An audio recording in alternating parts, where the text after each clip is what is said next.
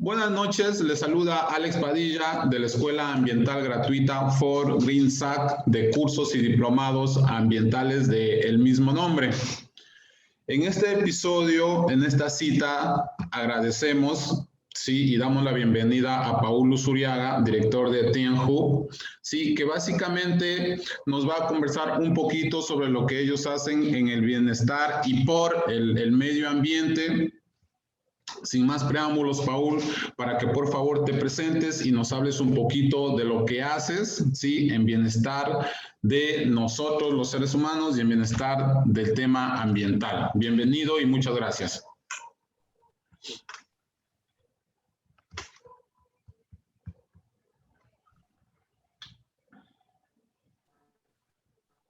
Gracias, Alex. Efectivamente, soy Paul Luzuriaga. Actualmente soy el director de Team Up Initiative, que es una asociación de empresas privadas y organizaciones no gubernamentales, básicamente dedicadas a atraer inversión y resolver problemas del medio ambiente, sea en temas de residuos, en temas de acceso al agua, en temas de la crisis climática. Y lo que hacemos es reunir capacidad técnica, gente que tiene iniciativas o que tiene mucha experiencia en el manejo de problemas ambientales, atraer capitales privados básicamente para invertir y banca de desarrollo para invertir en estas iniciativas, buscándoles una rentabilidad tanto económica como social. Es decir, no podemos depender solamente del mecenazgo de las donaciones, como tampoco podemos buscar solamente la rentabilidad financiera, sino encontrar ese equilibrio. Y nuestro grupo básicamente lo que hace es eso, es establecer proyectos de inversión que tengan las dos aristas. Ok, para entrar en contexto un poco, nosotros básicamente los encontramos por redes sociales en donde tenían un programa muy puntual sobre rehabilitación de áreas degradadas con especies forestales. Dicho esto, algún momento, quien te habla, estuve realizando una especialización en la Universidad Nacional Mayor de San Marcos sobre temas ambientales. Y ahí saltó a la luz un tema muy puntual en donde personalmente hasta hace poco tiempo desconocía sobre el tema de los árboles genéticamente modificados. Si no me equivoco, por ejemplo, el eucalipto es una especie introducida que si es sembrado más de 3.500, 3.800 sobre el nivel del mar, esta especie causa de alguna manera daños, entre comillas, al ecosistema que lo rodea y de alguna manera son bombas de agua.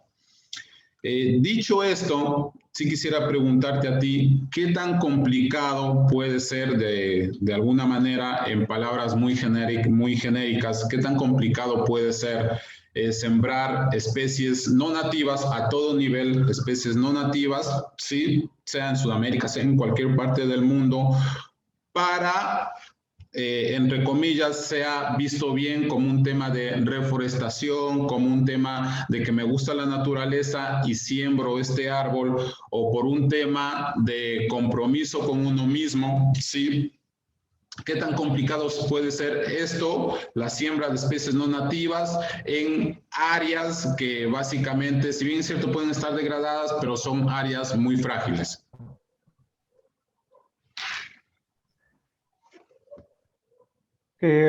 Sí, a ver, empecemos por decir que hacer la reforestación bien hecha es un trabajo bastante complicado.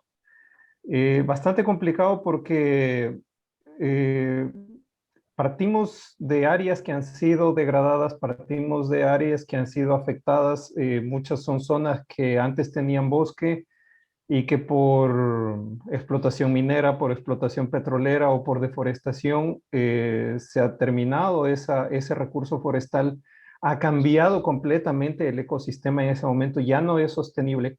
Y cuando nosotros pensamos en hacer reforestación, ya no es solamente plantar un árbol, y dejarlo ahí, que es lo que normalmente sucede con el 80 o 90% de los programas de reforestación que se los hace desde el gobierno hasta cualquier iniciativa privada. Reúnen 100 voluntarios, 50 voluntarios, a veces las Fuerzas Armadas, a veces la policía, los bomberos, salen al campo, siembran 1000 árboles, 2000 árboles, una jornada de 10,000. El Día de la Tierra se siembra 1 millón de árboles, pero se los siembra y después de 2 meses el 90% de esos árboles se murió. Cuando nosotros hacemos reforestación bien hecha, estamos buscando la restauración del ecosistema, estamos buscando la recuperación de esos suelos, estamos buscando la regeneración de la biodiversidad, que no va a ser la original, pero que va a ser algo muy parecido y que normalmente nos toma 25, 30, 40, 50 años. Entonces ya no estamos pensando en solamente sembrar en una jornada los árboles, sino que estamos pensando en hacer un mantenimiento, un seguimiento, un cultivo de 25, 30, 50 años. Si queremos hacer que eso se sostenga en el tiempo, que eso sea sustentable, tenemos que ser muy cuidadosos en las especies que vamos a utilizar. Si bien es cierto, ha habido iniciativas de reforestación industrial con fines específicos de plantas de pulpa para papel, de producción de madera específica para pallets o para muebles o para alguna cosa. Y eso puede funcionar como un cultivo industrial que tiene su mérito. Y es que cuando estamos consumiendo tal cantidad de madera en el mundo y estamos deforestando bosques nativos, el cultivo industrial de la madera también tiene su mérito porque le quita presión al bosque natural. Pero el momento en el que estamos haciendo una restauración, el momento en el que estamos pensando en ir ya en el largo plazo y buscar ese equilibrio de sustentabilidad, tanto en la explotación de madera como en la recuperación del medio ambiente, ya estamos hablando de otras cosas y de otros parámetros. Nuestro proyecto, nuestro programa busca justamente ese equilibrio, busca entrar en áreas desérticas, porque la mayor parte de los recursos en reforestación se dedican a la región amazónica, que es un gran imán en el mundo. Así es. Uno pone ya reforestación en el Amazonas, dona para plantar un árbol y hay mucha gente que va a donar. Y muchas veces se planta el árbol y ya está, o sea, se deja ahí y no sabemos qué sucede después, pero claro, el entorno, el ecosistema permite que probablemente la mitad de los árboles que se siembra se desarrollen. Hay otros programas de reforestación que están en la zona andina, que básicamente se hacen por responsabilidad social de las empresas productoras de eucalipto y de pino que están en esa zona. Pero en la zona costera no hay mucho manejo, no hay reforestación. Y claro, lo que nosotros hemos visto es que con el pasar del tiempo, es decir, desde que empezó la explotación petrolera en la zona de Santa Elena en la década de los 70, y teníamos un bosque natural en esa zona, para esa misma explotación petrolera se empezó con la deforestación de toda esa zona. En este momento tenemos un bosque seco que era un bosque seco tropical, que básicamente ha perdido ya su razón de autosustentabilidad, que cada vez ha ido perdiendo más carbono, que cada vez ha ido perdiendo nitrógeno, que nosotros hemos hecho seguimientos de algunas parcelas y en 20 años no se ha recuperado la vegetación. Entonces ya tenemos unas zonas en la costa ecuatoriana que va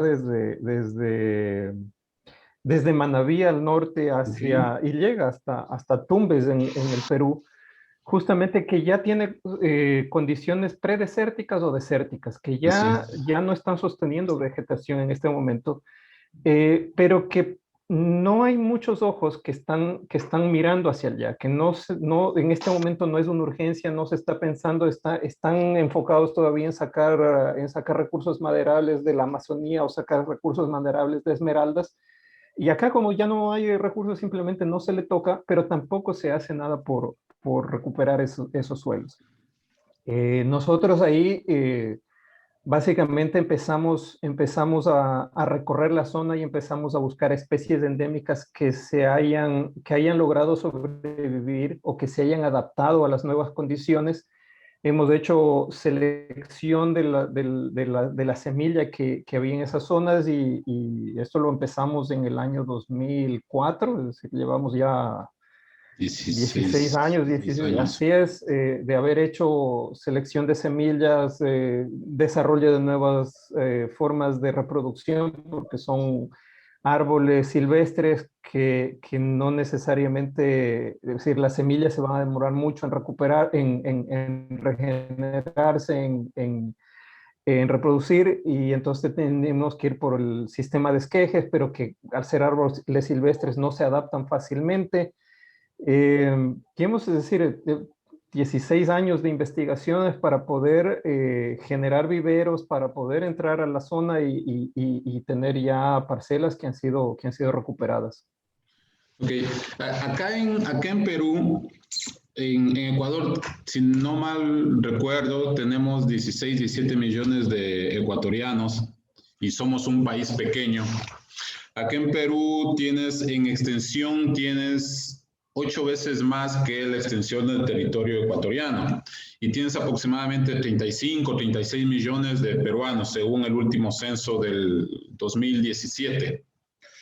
Algo pasa acá, los peruanos tienen una muy buena gastronomía y entre esa gastronomía tienen dos cosas muy puntuales que siempre yo les digo a los alumnos o con quien tengo alguna conversación, les digo, tienen el ceviche y tienen el pollo a la brasa. El ceviche, algún momento yo siempre les digo, en serio y en broma, algún momento va a desaparecer porque el plástico está absorbiendo el mar. Y el pollo a la brasa, que es un plato bandera del peruano, tiene un tema de que necesitas la materia prima, que es la leña o el carbón. Y esa leña y ese carbón ya no hay como existía hace 10, 15 o 20 años atrás, que básicamente es una especie de algarrobo, ¿sí? O de una acacia que está en un bosque seco, justo en donde tú estás terminando de hablar de toda la extensión. Es un tema alarmante, lo digo alarmante porque de alguna manera ya se ha tratado de ir desplazando los hornos de leña y los hornos de carbón con hornos eléctricos y de alguna manera no es lo mismo el pollo a la brasa que el pollo en horno eléctrico. Totalmente. Sí, totalmente. Entonces, ¿qué problema se viene ahí? Se viene el problema de que ya no tienes árboles para el pollo a la brasa, ¿sí? Y no tienes una materia prima que quiera reemplazar. De alguna manera, tengo entendido recientemente en un episodio anterior, hablaba con un especialista y decía que están haciendo el carbón de la viruta del MDF, que básicamente se puede decir están entrando en la economía circular, pero a la gente no le gusta, no le interesa y no quiere saber sobre el pollo a la brasa que no esté hecho con el algarrobo, que no esté hecho con los bosques de ahí de Piura, con los bosques secos de Piura. Entonces, todo este recuento te lo hago y para que los que nos escuchan vean que es el tema ambiental y en este caso el tema forestal es un poco más complicado de lo que parece. Sí, yo siempre respetaba o respeto, tengo muy buenos amigos forestales y les digo, ustedes son de alguna manera, es la unión de todas las profesiones ambientales, porque deben entender de medio ambiente, deben de saber de especies forestales, deben de saber de cultivos forestales y deben tratar de entender a la gente, porque cuando ustedes están cortando un árbol, la gente piensa que ustedes lo están haciendo por maldad. Porque ahora, con la susceptibilidad que tiene o que tenemos la gente con el tema de redes sociales, creen que cortar un árbol simplemente se corta. ¿Por qué lo cortas si te da oxígeno? O sea, es lo que te decía anteriormente. Dicho esto, ¿Cómo se ven ustedes como empresa? Sí, básicamente, y tú como persona y como profesional y como representante de esa importante empresa, de aquí a 15 o a 20 años, ¿sí? En el tema de la explotación forestal, tomando en cuenta, es un tema muy complejo, pero tomando en cuenta cómo está cambiando el mundo, ¿sí? A pasos agigantados y ya todo es un tema de susceptibilidad, en temas muy genéricos, en todos los temas. Hoy no puedes levantarle la voz al perro que tienes en tu casa porque ya es abuso animal, ¿sí me entiendes? Entonces, ¿cómo se ven? ¿Qué tan complicado cree que sean para ustedes como empresa de aquí a 10 o 15 años seguir con este tema, si bien es cierto, de cosecha de árboles, pero asimismo, de alguna manera hay que subsistir o sobrevivir económicamente? En términos muy generales. Sí, a ver, el origen del programa justamente fue el encontrar ese manejo sustentable y circular que debe tener un bosque. Eh, Nosotros arrancamos seleccionando especies de la zona, especies que se adapten bien a esos climas. De hecho, nosotros estamos trabajando con algarrobo, estamos trabajando con nim, con palo santo, y con una de las especies de eucalipto que se adaptó hace 100 años en la zona y que es diferente al eucaliptus globulus que se tiene en la sierra.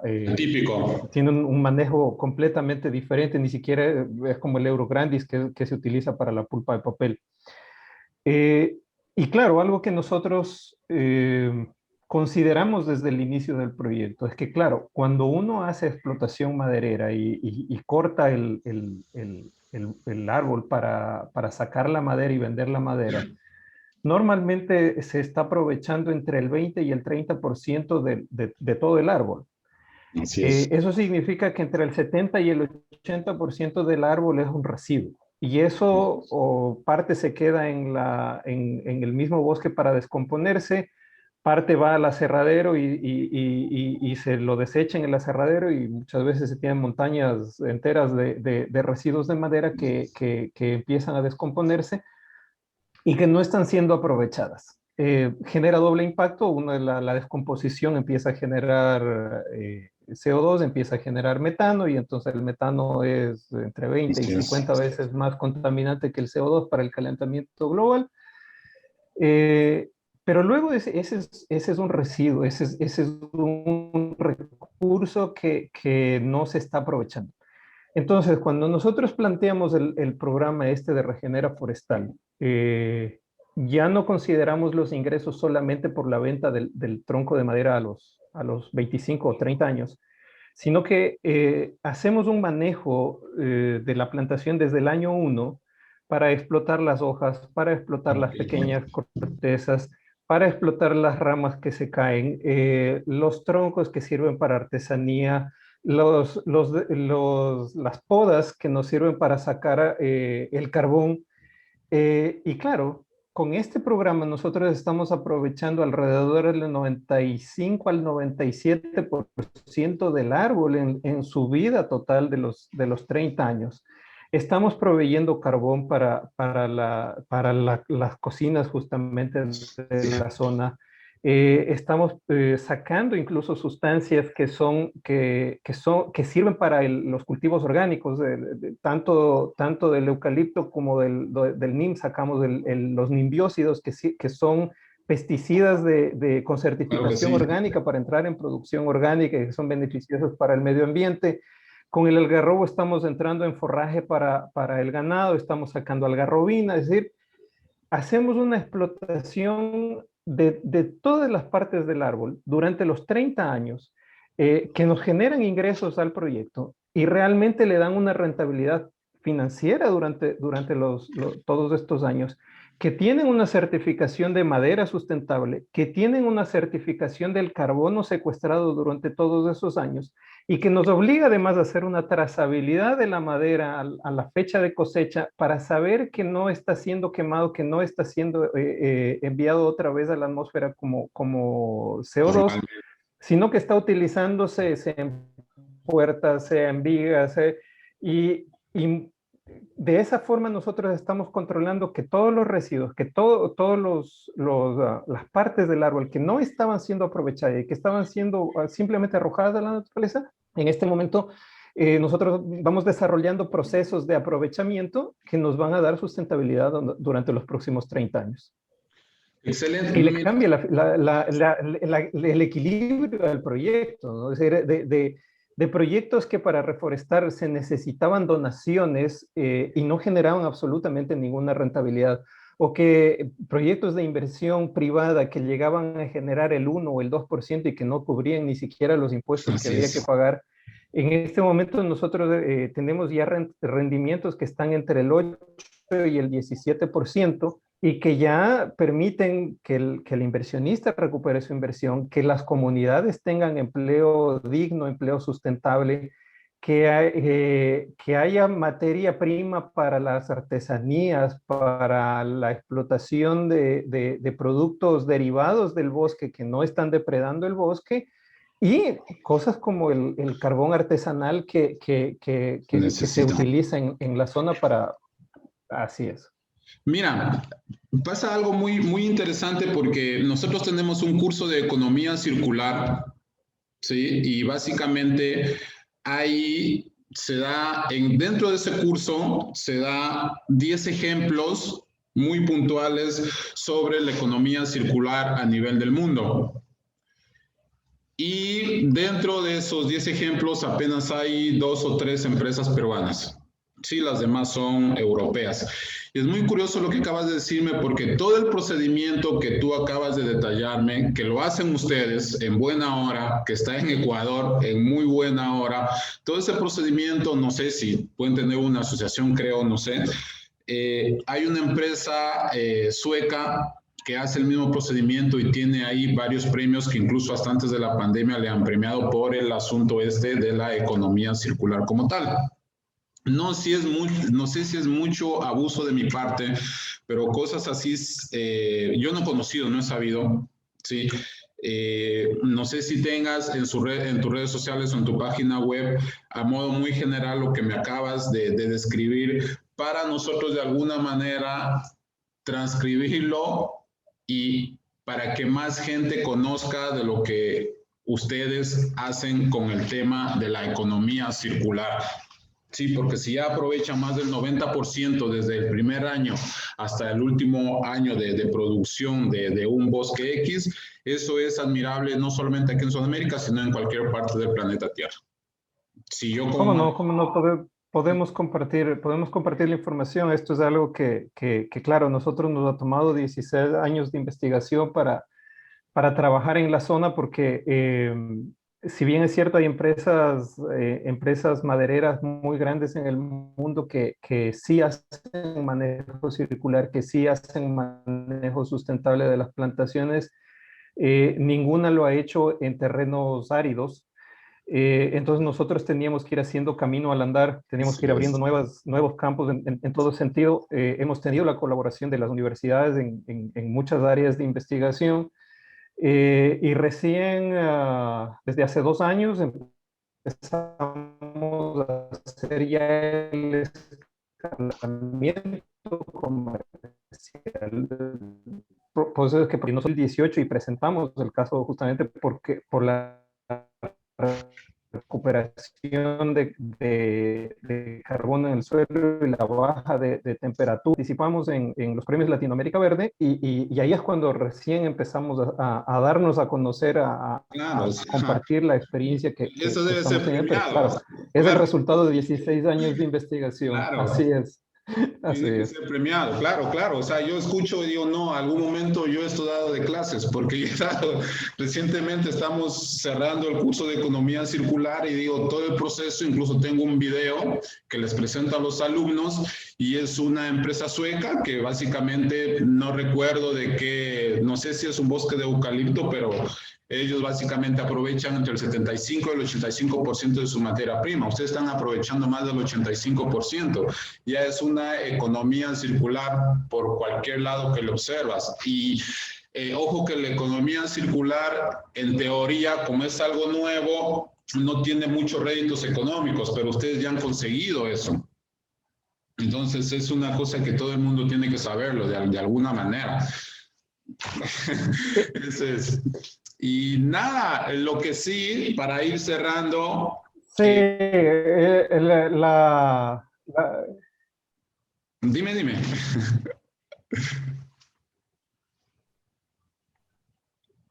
claro, la intención justamente era utilizar todos los conceptos de ingeniería ambiental, de convertir los desechos en recursos para aprovechamiento. O sea, básicamente la motivación inicial del programa. Y la segunda parte fue, que es donde está realmente el reto, fue encontrar una economía de escala que nos permita hacer ese aprovechamiento de los residuos. Porque cuando los lotes de siembra son muy pequeños, no tenemos una economía de escala suficiente como para hacer un procesamiento industrial de una cierta parte del árbol o de un tipo de residuo que se produce.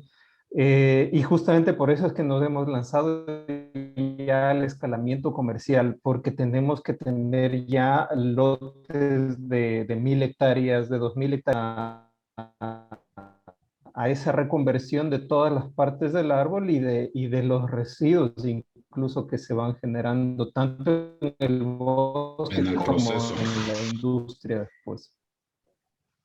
Listo, muy bien, me parece excelente, excelente. Nada, para ir cerrando, básicamente lo que quisiera es que a nuestros seguidores que nos escuchan, a los jóvenes que están en plena formación académica y no académica también, un mensaje muy puntual para que sigan formándose como futuros profesionales. Yo no les digo ambientalistas, sino manejadores de recursos, como yo creo que soy un manejador de recursos, porque el tema ambientalista está muy manoseado, ya han sacado ya fuera de casilla. Entonces, justamente esto es para que los jóvenes tengan en cuenta y tengan claro de que la naturaleza sí puede ser manejada adecuadamente. Eso es para ir cerrando, por favor. Sí, bueno, básicamente nosotros tratamos de diferenciarnos de los ambientalistas, precisamente porque no podemos concebir a la naturaleza, al mundo como un estado prístino de conservación. Intocable. Los seres humanos estamos aquí y todos los días están cambiando las cosas. Lo que sí tenemos que buscar como ingenieros ambientales es cómo mitigar los impactos que generamos y cómo podemos transformar todos los impactos en nuevas oportunidades, en nuevas fuentes de recursos que dejen el mundo mejor de lo que nosotros lo encontramos. Es decir, si llegamos a un sitio que está contaminado, sí hay mecanismos de regeneración que nos permitan combatir esos impactos y probablemente dejar la situación mejor de la que nosotros encontramos. Nosotros llegamos a zonas que fueron explotadas en petróleo, que tenían contaminación por metales, encontramos especies que se habían adaptado a esas zonas, les hicimos un manejo apropiado, hemos desarrollado mecanismos que permiten que esas especies se regeneren, que recuperen los suelos, que recuperen el carbono, que recuperen la productividad, y con seguridad 25 o 30 años después estamos dejando un entorno, un ecosistema mejor del que nosotros llegamos. Es decir, eso sí es posible. Y tanto con bonos de carbono como con la responsabilidad social corporativa, sí es posible el conseguir esos recursos que nos permitan hacer manejos sustentables. Hay que tener un poco de voluntad, hay que también alzar la voz y convencer a los gerentes de que no es solamente un gasto tirado a la basura, sino que hay realmente un beneficio. Y cuando convertimos residuos en materia prima para producir algo que la sociedad va a demandar, estamos generando un rendimiento que los empresarios en general van a aceptarlo de muy buena gana. Y cuando tenemos esa orientación, realmente la ingeniería ambiental funciona, hay mucho futuro ahí, y eso es lo que nos está permitiendo a nosotros en este momento salir y dar a conocer este programa. Así es. Nada, muy agradecido. Sí, espero ahí no sea la última vez Muy interesante lo que ustedes hacen, muy interesante. Te soy sincero, al nivel que ustedes están trabajando, no pensé encontrarlo acá en Ecuador, acá en Perú. Debe haber el desconocimiento, sí, debe haber. Solamente casos muy puntuales, no porque he estado presente, sino porque me he informado, los he leído, los he visto en Europa. Mis felicitaciones por lo que hacen. Son casos dignos de que sean expuestos, de que todo el mundo debe saber esto. Si está en mis manos, nosotros tenemos ahí adjuntados más de 100 grupos en temas ambientales. Esta entrevista vamos a tratar de compartirlo lo que más sea, a donde más se pueda, ¿sí? Y nada, muchas gracias y hasta una próxima oportunidad.